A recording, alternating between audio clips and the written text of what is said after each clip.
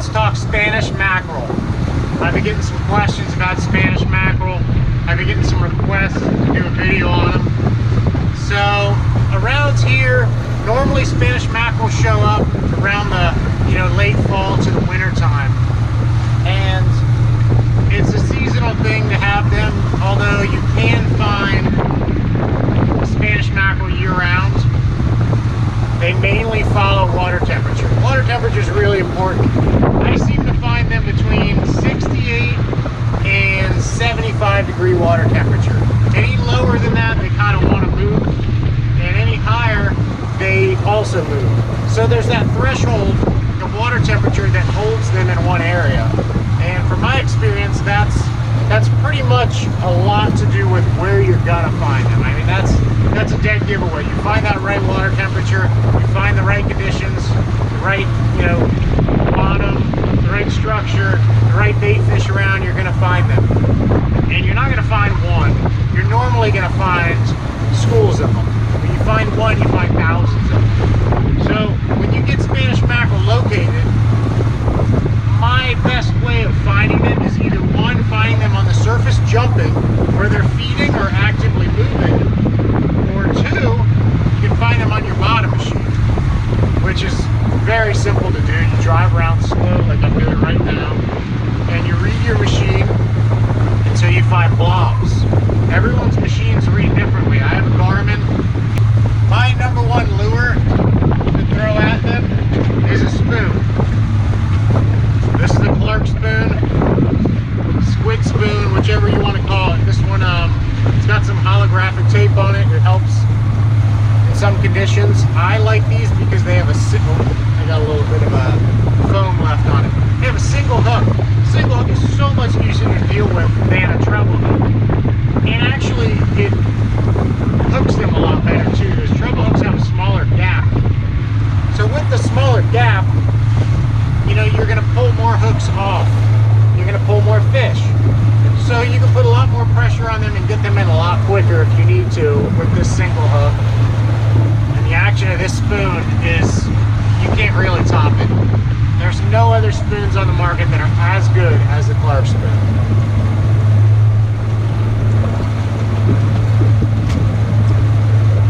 Sometimes if the bigger fish are biting, we'll use drone spoons. They work great.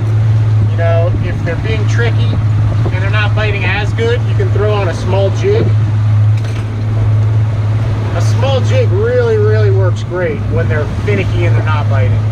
As you can see, this little guy's got some, it's got some mylar in there for flash. And it's really simple and effective lures for Spanish mackerel. You don't have to go fancy, you don't have to go crazy, and you don't have to break the bank.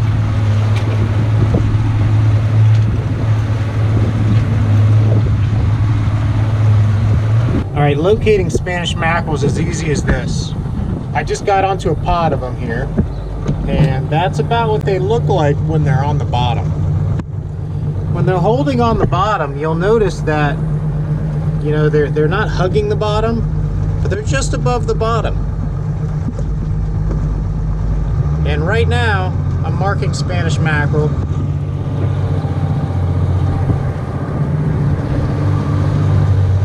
And when you're in them, you should catch them every cast. When you're not, as you're seeing now, it's a very small school that I just located, and we're coming back into them right now. And that's about what they look like on my bottom machine. Now, another part of success with Spanish mackerel is having chum. Whether it's live or dead, small bait fish like these little pilchards are the key .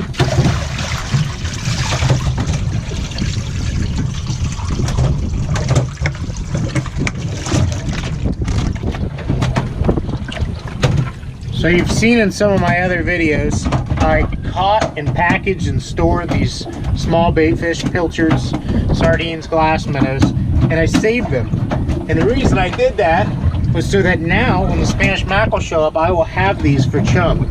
And simply just save these in the package, and the day you go fishing, you bring these out. When you locate the Spanish mackerel, you throw these out to bring them more to the surface. So I'll just take a handful like this and just throw it out.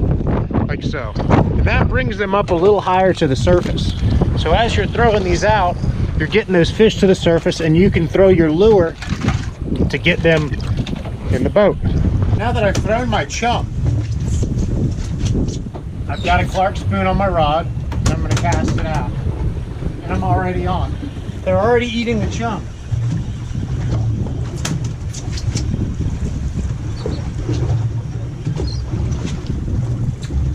So here we are.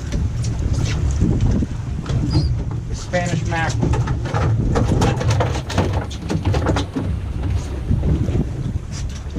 Now that they're up and they're eating the chum, it's really simple to catch them. You know, they're constantly biting, and I'm on already.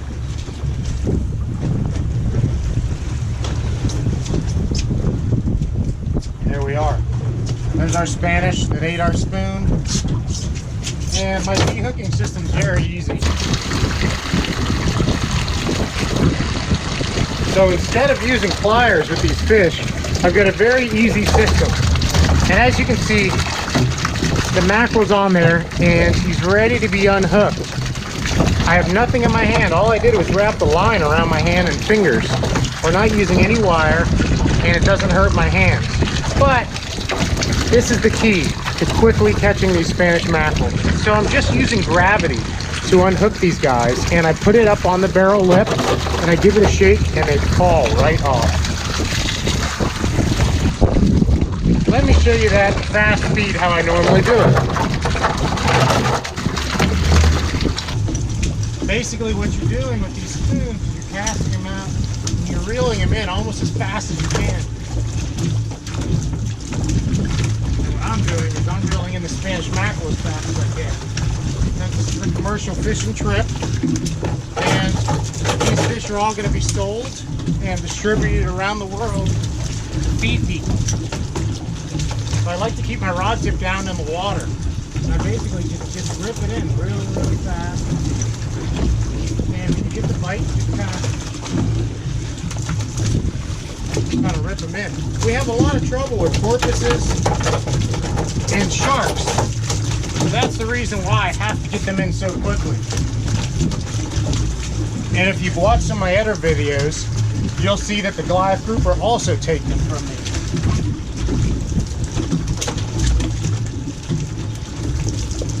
So there's so many predators that are here that are working to catch the same fish I am. I don't use light rods.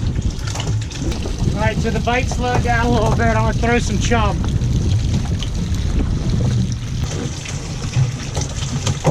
Now I've started chumming. You can see they're a little higher and they're under the boat, concentrated. So it's just making it a little easier to land these fish.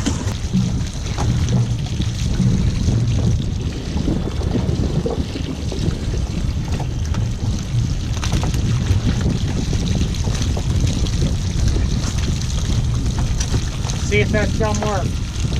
Oh yeah.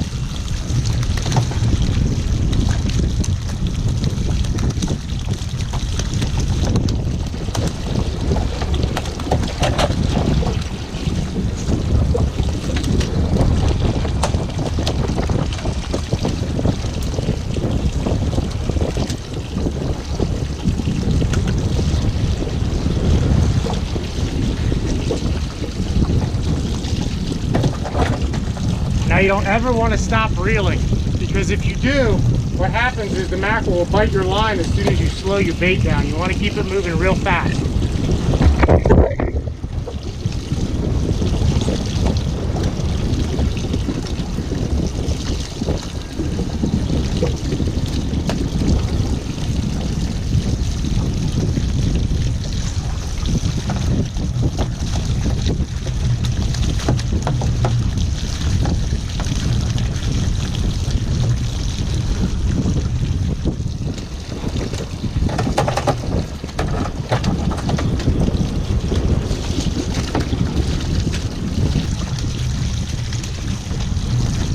Not even giving these fish a chance, because if I do, they're gonna run and they're gonna go down deep, and there's bull sharks all over back here right now, and they're trying to eat all my fish.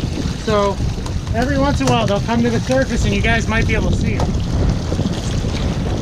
Alright, check out the upper left-hand corner of the screen on this slow motion.